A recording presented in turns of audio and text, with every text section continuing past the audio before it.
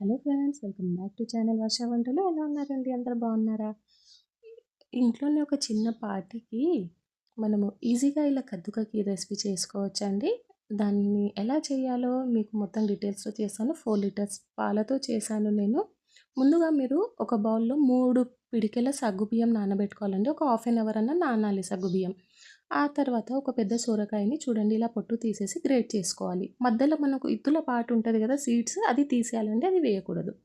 ఒక కడాయిలో 2 గ్లాసుల నీళ్లు వేడి చేశాను. నీళ్లు బాయిలింగ్ స్టార్ట్ అవ్వగానే మనం గ్రేట్ చేసి పెట్టుకున్న సొరకాయ వేసి చూడండి ఇలా బాయిల్ చేసుకోవాలి. ఒక 4, 5 నిమిషాలు కుక్ చేస్తే చాలు, బాగా మనకు కుక్ అయిపోతుంది సొరకాయ. తర్వాత మనం పాలల్లో కూడా దాన్ని మళ్ళీ బాయిల్ చేస్తాం కదా, అంతలోపు మళ్ళీ ఇంకొక గ్లాసు నీళ్లు వేడి చేసి మనం నానబెట్టి పెట్టుకున్నాం కదా, ఒక హాఫ్ అన్ అవర్ అన్న నానాలండి సగ్గుబియ్యం. 100 గ్రామ్స్ ఉంది. పిడికిలతో తీసుకుంటే నేను ఒక 3 పిడికిలు తీసుకున్నానండి 4 లీటర్స్ పాలకి.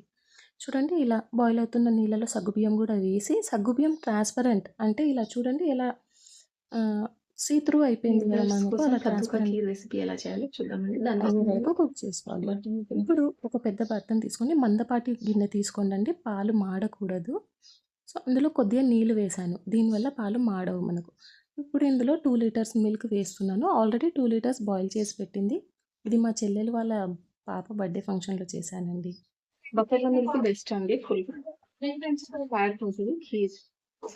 చాలా టేస్ట్. చూడండి ఇలా పాలన్నీ వేసుకున్నాను. ఆల్రెడీ 2 లీటర్స్ బాయిల్ చేసిన మిల్క్ ఇదండి. అది బాయిల్ అయిన తర్వాత ఇది కూడా అందులో కలిపేస్తాను. కాస్తన్ని పాలు తీసుకొని 4 టీ స్పూన్స్ అండి కస్టర్డ్ పౌడర్, ఇది కూడా వేస్తే చాలా సూపర్ టేస్ట్ ఉంటుందండి ఖీర్కి. చాలామంది ఎవరైతే తిన్నారో ఫంక్షన్లో అందరూ మెచ్చుకున్నారండి స్వీట్ బాగుందనేసి. మీరు కూడా ఒకవేళ ఇంట్లో చిన్న పార్టీస్ అలా ఏమైనా ఉంటే ఇలా ట్రై చేయండి. ఓ 4 స్పూన్స్ కస్టర్డ్ వేసుకొని ఉండలు లేకుండా ఇలా కలిపి పక్కన పెట్టుకోండి. ఇది తర్వాత యూజ్ అవుతుంది మనకు. చూడండి పాలన్నీ కలిపేసాను. 4 లీటర్స్ బాగా బాయిలింగ్ వచ్చిన తర్వాత, పాలు బాగా బాయిల్ అయిన తర్వాత ఈ గ్లాసు పావు కిలో గ్లాస్ అంటండి, అంటే ఒక గ్లాస్తో 250 గ్రామ్స్ షుగర్ పడుతుంది.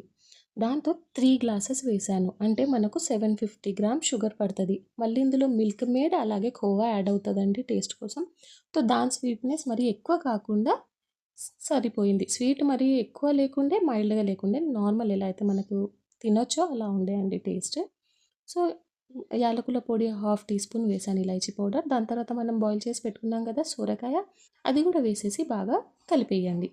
ఇప్పుడు సగ్గుబియ్యం చూడండి చల్లారి ఇంకా గట్టిగా అయిపోయింది.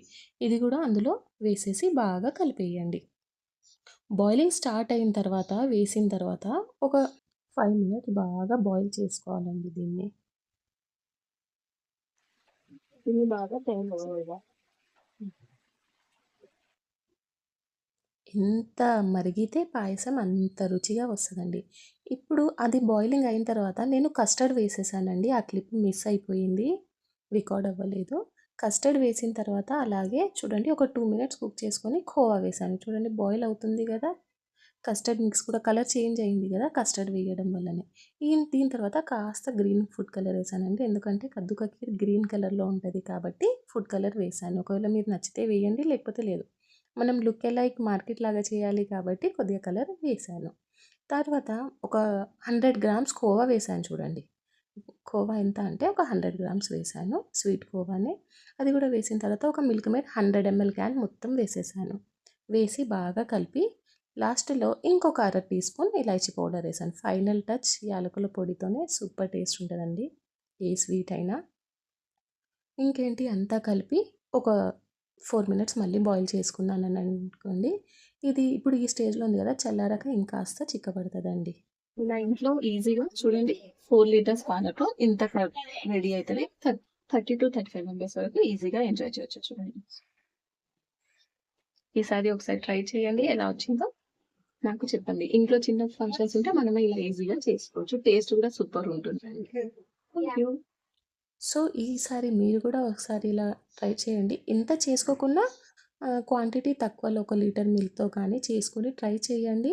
ఇంకేం లేదండి, మనం తీసుకున్న క్వాంటిటీ అంతా సగం చేసుకోండి తక్కువ చేయాలంటే. ఒకసారి ట్రై చేయండి, మీకు ఎలా కుదిరిందో నాకు కమెంట్లో చెప్పండి. ఫైనల్గా బాయిల్ చేసి మొత్తం రెడీ అయిన తర్వాత కాజు, బాదాం అలాగే పిస్తా అండి, వీటిని నెయ్యిలో బాగా దూరగా ఇంకేంటి మన యమ్మీ యమ్మీ కద్దుకాకి రెడీ అండి. ఒకసారి మీరు కూడా ఇలా ట్రై చేయండి.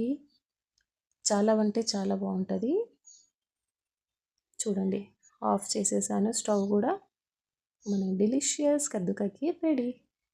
వీడియో నచ్చితే లైక్ చేయండి, షేర్ చేయండి, ఛానల్ని సబ్స్క్రైబ్ చేసుకోవడం మర్చిపోండి. ఇది ఇలానే ఎంజాయ్ చేయొచ్చు, ఫ్రిడ్జ్లో పెట్టి చల్లగా కూడా ఎంజాయ్ చేయొచ్చండి. Thank you for watching. Don't forget to